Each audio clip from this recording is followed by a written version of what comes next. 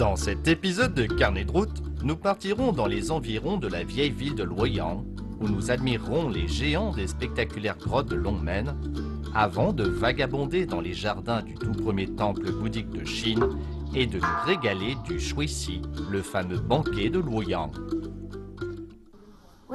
C'est déjà le second volet de Carnet de route consacré à la ville de Luoyang, un véritable musée à ciel ouvert. S'il y a beaucoup à découvrir dans la ville intramuros, il y en a tout autant dans les environs. Aujourd'hui, je vous emmène donc visiter le berceau du bouddhisme chinois. Je suis Katrina Hu, bienvenue sur Carnet de route. Comme premier objectif, je vous propose les célébrissimes grottes de Longmen.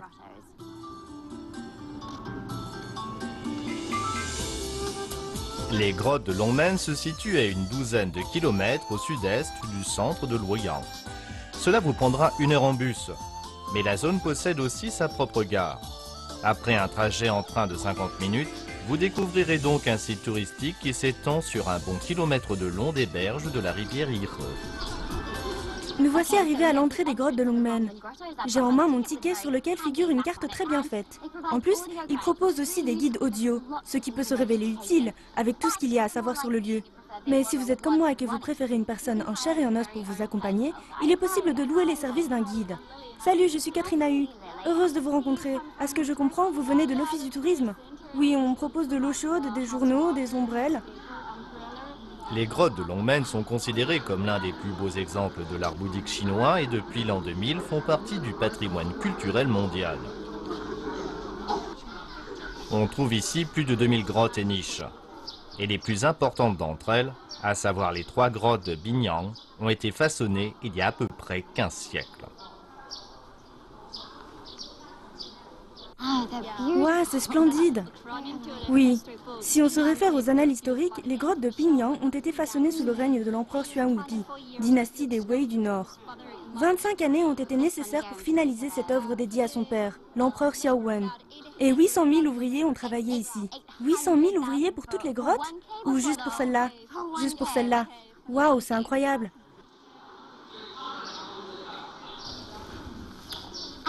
J'aime tout particulièrement cette grotte à cause de l'histoire qui lui est associée.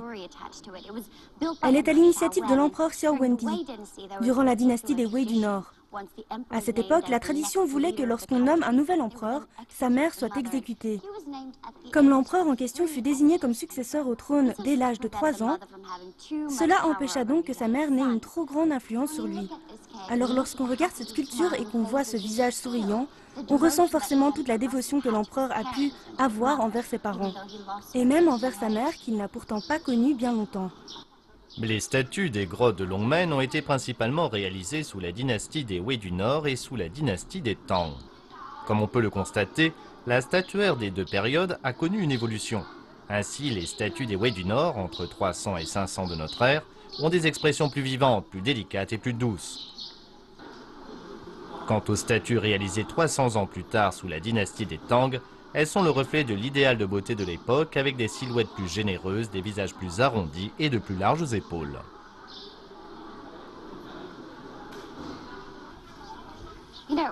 Ce que je trouve cool sur ce site, c'est que vous pouvez aller voir ces œuvres de tout près, que vous pouvez toucher l'histoire en quelque sorte. Lorsque ma guide m'a raconté que certains ouvriers ont passé la moitié de leur vie à faire tout ça, j'avais vraiment l'impression de voir ces hommes se réveiller chaque jour pour aller donner leur petit coup de burin sur la roche. On peut encore le constater aujourd'hui grâce à tous ces détails, et c'est quelque chose d'incroyable.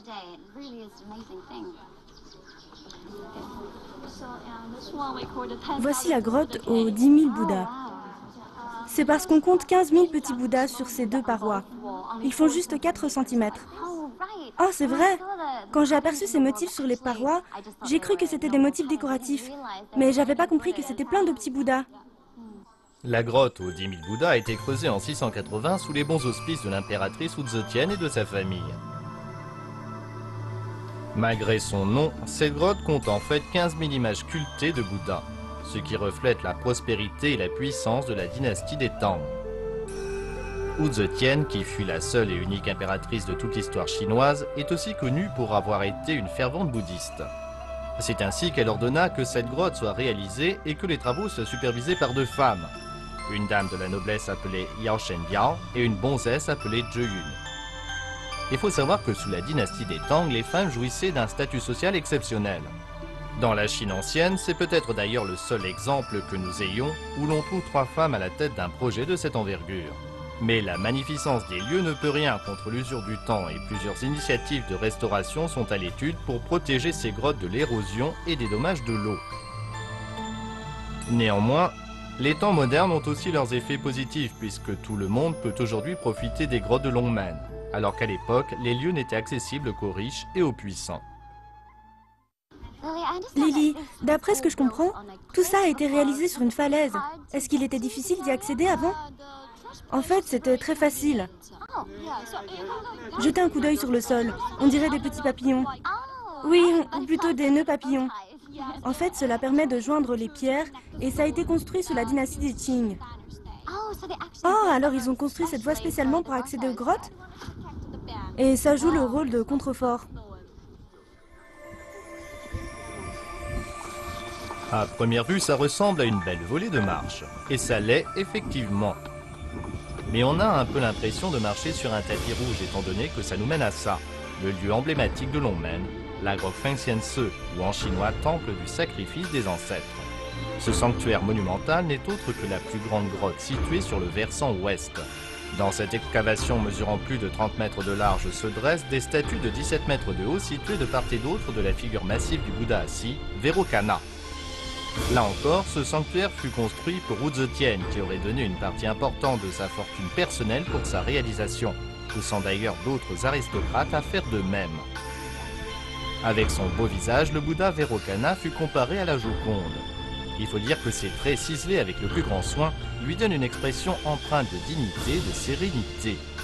On raconte même que les traits du visage de la statue auraient été inspirés par Wu Zetian en personne puisque cette dernière était connue pour sa grande beauté. Il est bien difficile de décrire ce que l'on peut ressentir quand on est ici. C'est tout à fait bouleversant, et je suis malheureusement sûre que le voir à la télévision ne peut pas rendre justice à ce lieu. Quand on se trouve là, en présence de ces géants, de ces statues, que vous soyez bouddhiste ou pas, on ne peut qu'avoir l'impression d'être en présence de quelque chose de sacré, d'une puissance supérieure. Et vous savez quoi? Ce que j'adore ici, c'est l'expression des regards, certains sereins, ou bien, comme là-bas, qui ont l'air méchants. Mais chacun de ces regards semble poser la même question ou la même énigme à chaque visiteur des grottes de Longmen.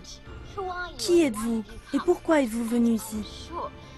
Mais pour chacune des personnes qui viennent ici et font face à ces géants, je suis sûre qu'il ne pourra y avoir que des réponses différentes. Pour toute l'équipe, cette visite aux grottes de Longmen a été une rencontre inoubliable avec l'histoire. Il est sûr que cela vous fera le même effet, à vous aussi. Mais il y a encore bien d'autres choses à voir dans la région, telles que le jardin qui rend hommage à la vie et au travail de Bai Tuyi. Ce dernier fut un mandarin et un poète de la dynastie des Tang. D'ailleurs, un grand nombre de ses œuvres sont encore populaires aujourd'hui. Non content de trouver ici la tombe de Bai Tuyi, ainsi que des stèles reprenant ses poèmes les plus célèbres, on peut en même temps jouir de la paix et de la tranquillité des lieux pour passer une après-midi de détente.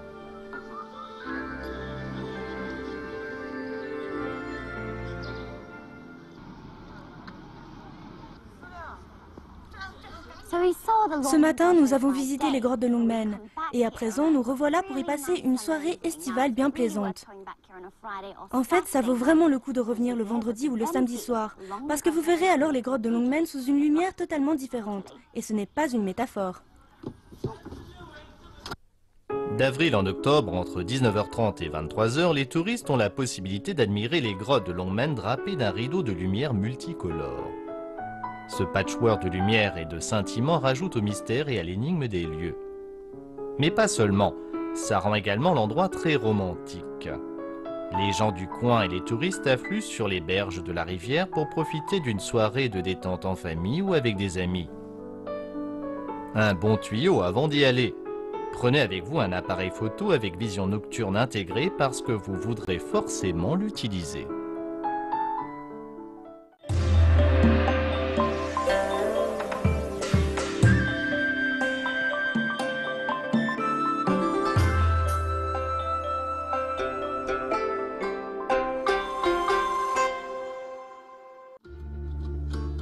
À suivre sur Carnet de route. Partons tout de suite visiter le berceau du bouddhisme chinois avant de nous asseoir au banquet des empereurs, plus en prime une leçon de cuisine donnée par un grand chef local. Juste à la périphérie de Luoyang, à une douzaine de kilomètres vers l'est, se dresse un autre symbole architectural de la foi.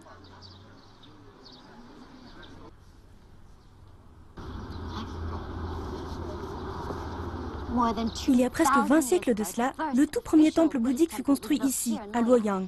Aujourd'hui, on en trouve encore un au même endroit. Un temple très visité où l'on prie, où l'on apprend, et qui se trouve être un lieu emblématique des premières avancées du bouddhisme en Chine.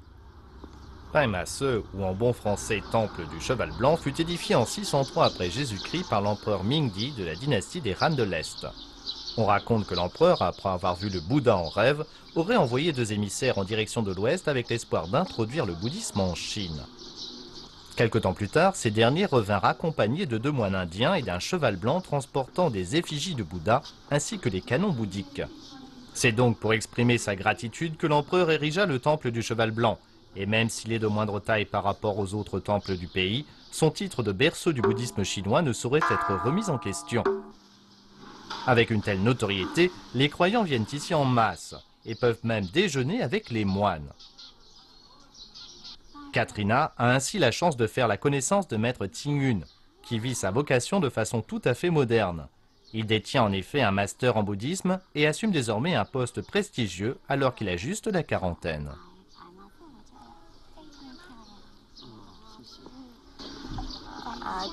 Comment est-ce que les moines font la part des choses entre leur vie religieuse et les activités touristiques du temple?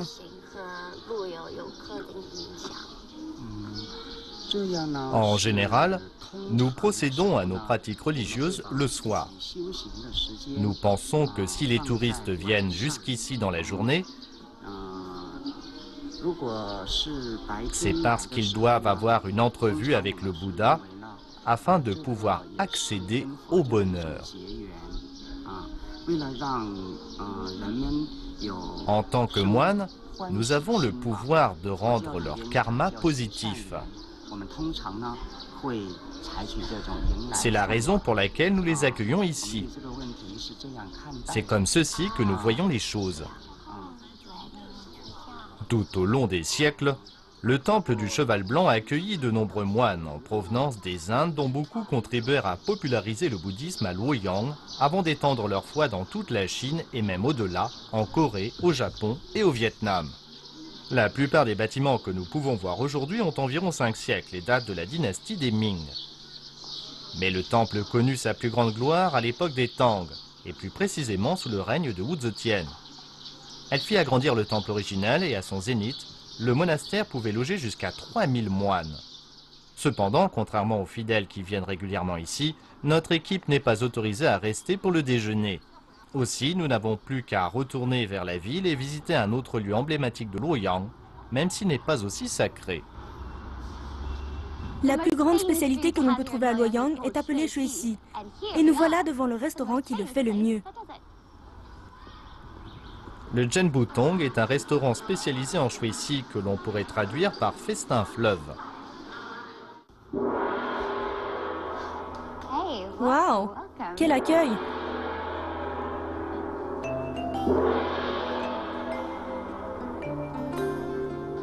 Le festin en question comprend ni plus ni moins 24 plats servis dans un ordre particulier, l'un après l'autre, tout comme les vagues d'un cours d'eau, d'où son appellation.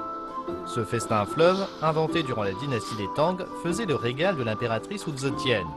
Il faut dire que cette série de plats copieux, salés, sucrés et aigres est tout à fait appropriée au climat sec local. Chacun des mets a même une symbolique bien à lui. Notre cuisinier Li Yubin va nous en dire plus. Et voici les galettes en forme de pièces d'échecs. Les échecs chinois ont une longue histoire et ce jeu était particulièrement populaire sous la dynastie des Tang. Wu Zetian demanda un jour à ce qu'on transforme ce jeu en plat afin de pouvoir grignoter tout en jouant aux échecs avec ses ministres. Nous avons ici une soupe de pieds de chameau, un autre plat de la cour impériale. D'ailleurs, un grand poète de la dynastie des Tang fit un poème à la gloire de ce plat. À présent, regardez ce plat, il s'agit du nid de pivoine. L'un des clous du festin fleuve avec des pivoines qui sont représentées. D'après la légende, après que Wu Zetian l'a goûté, elle déclara que son goût faisait penser à un nid d'oiseau. Vous pouvez goûter. Eh bien, je vais attaquer. Et je sais par lequel je vais commencer.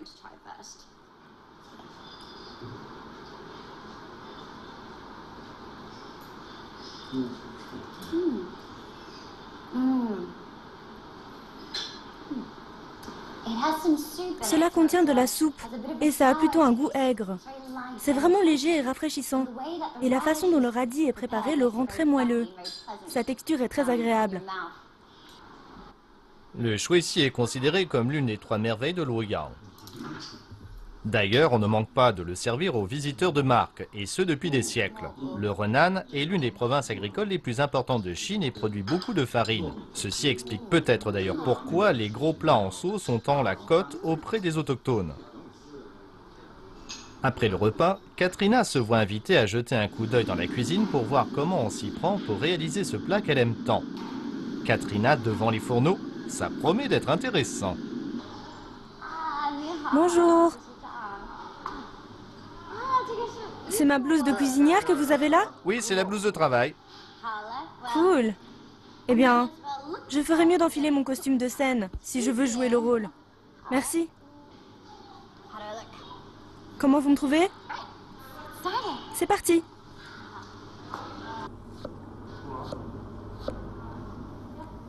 Il faut les faire très fines.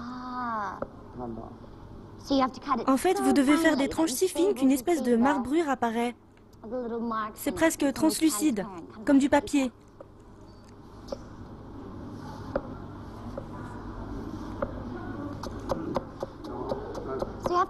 Vous devez donc couper en tranches ultra fines pour avoir une consistance légère et veloutée, ce qui rendra la soupe aussi délicieuse qu'irrésistible. Lorsque je l'ai goûté, j'ai cru que c'était carrément râpé, mais en fait c'est juste coupé très fin et avec beaucoup de doigté.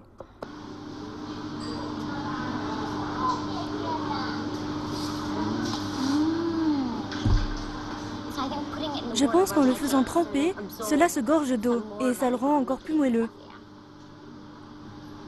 Vous voulez essayer? Ok. J'enlève d'abord la peau. Il va me laisser faire. Doucement. Attention à vos doigts. Poussez vers le bas. En général, Katrina n'est pas du genre à se laisser abattre. Mais là, c'est carrément hors de sa portée.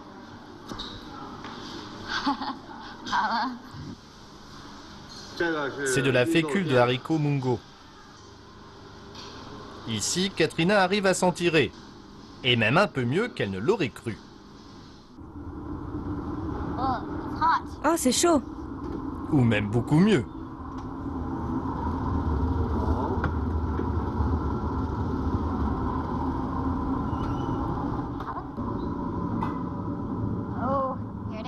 Et voilà.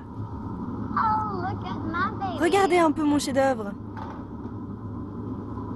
Bon d'accord, ces filaments sont quand même beaucoup plus grossiers.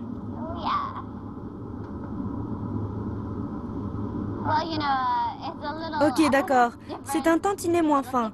Mais mes filaments de radis ont du caractère. Ici, c'est la garniture. Maintenant, nous allons passer à la garniture. D'abord le radis doucement, c'est chaud. La présentation réalisée par notre cuisinier est l'élégance de la symétrie même. Celle de Katrina diffère légèrement, ce qui ne l'empêche pas d'être enthousiaste. Hurrah! Regardez-moi ça comme c'est beau. D'accord, ce n'est pas aussi raffiné. Mais peu importe, je vais goûter pour voir. Ah, c'est un délice! Goûtez-moi ça. Non, en fait, très enthousiaste. Alors? C'est mangeable, ça va. Je pense qu'il a dit que c'est incroyable. Oh, je suis si fière de moi. Je pense que j'ai découvert par inadvertance un nouveau genre de shuixi. Sérieusement, je pourrais même avoir ma propre émission de cuisine. Il y a plein d'autres plats que je pourrais essayer, comme un plat d'agneau par exemple. Mais où est-ce que vous partez là?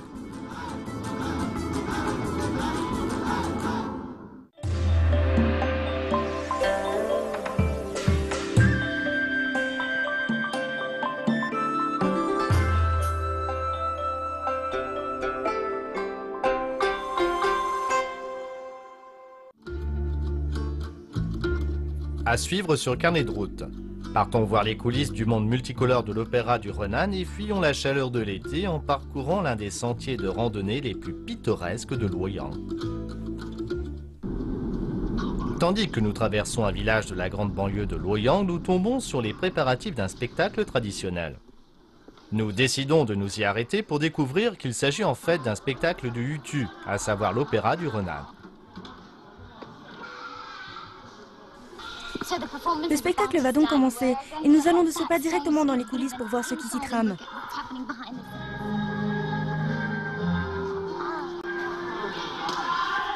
Apparemment, tous ces interprètes font partie d'une troupe appelée Sonsi Xiaxian, ce qui signifie littéralement envoyer l'opéra à la campagne. Sponsorisés par les autorités provinciales, ces artistes partent en tournée dans les villages du Renan. Katrina fait la connaissance de Zhu Mengwan, une artiste passionnée par son travail et qui lui propose de l'initier à son art. Ok, elle va d'abord me maquiller et je vais chanter du Yutu. Allons-y. Merci. Le maquillage est appliqué à la va-vite et Katrina a l'impression d'avoir le visage tout poisseux. Ce sont les vêtements que portent les femmes qui vont se marier. À présent que Katrina est dans la peau du personnage, elle n'a plus qu'à apprendre son rôle. L'opéra traditionnel utilise toute une série de mouvements et de gestes dans le but de raconter une histoire. En l'occurrence, Zhu Mengwan lui enseigne les gestes de base. Elle est en train de m'apprendre ce que je dois faire quand je suis très triste. Avec votre manche, vous faites ça.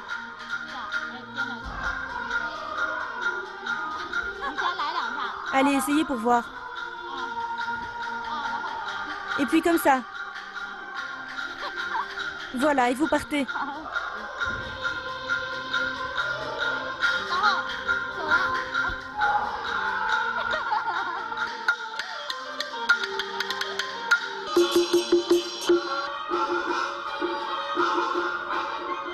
La représentation vient de commencer. Allons voir vite ce qui s'y passe.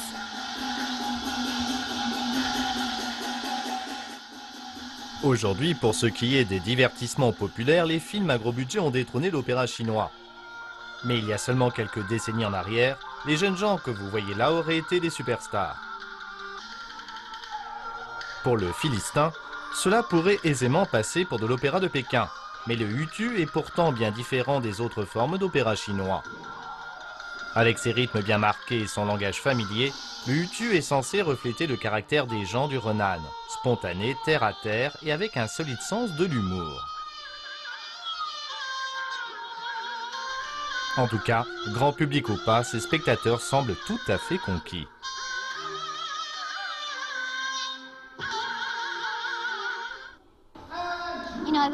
Vous savez, j'ai toujours eu la fibre théâtrale, moi. Même si je n'ai jamais fait quoi que ce soit pour tirer profit de mon talent. Comme j'aimerais un jour pouvoir les rejoindre sur scène. Mais malheureusement, pas ce soir.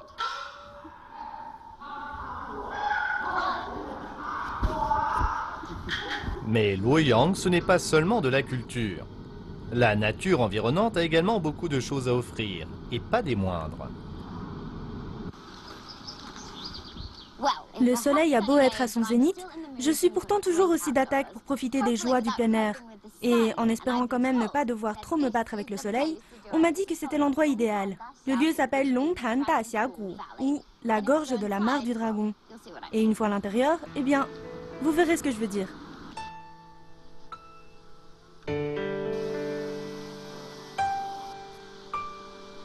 Tandis que la température taquine allègrement les 35 degrés à l'extérieur, entre ces parois rocheuses, l'air est frais et agréable. Pas étonnant que les gens du coin adorent faire un petit tour ici durant les week-ends et les vacances.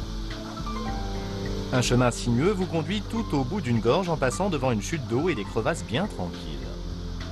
Ce terrain sec et rocheux et ce paysage de montagne, c'est l'endroit idéal pour avoir un bon aperçu de l'environnement du Renan.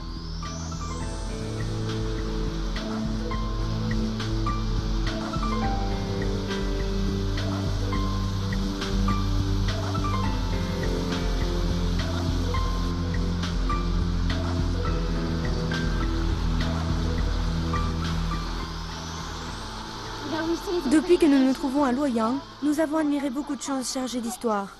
Mais ici, cela dépasse tout. Cette formation rocheuse a des millions d'années.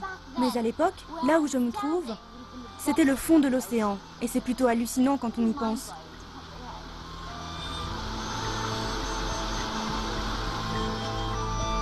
Et comme presque tout à Luoyang, il y a bien plus que ce que les yeux peuvent voir.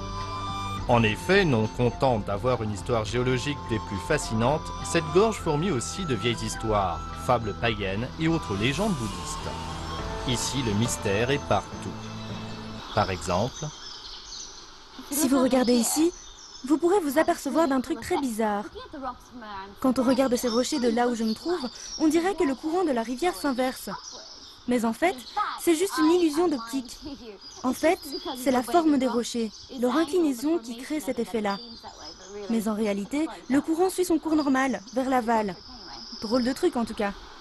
Cette gorge de 12 km de long est le résultat de millions d'années d'érosion hydrique. Le long du chemin, on peut observer les différentes étapes de cette évolution si longue grâce aux variations des stries et des couleurs sur les parois rocheuses.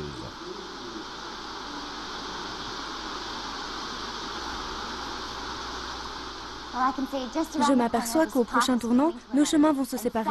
Et oui, malheureusement, nous arrivons au terme de cette émission.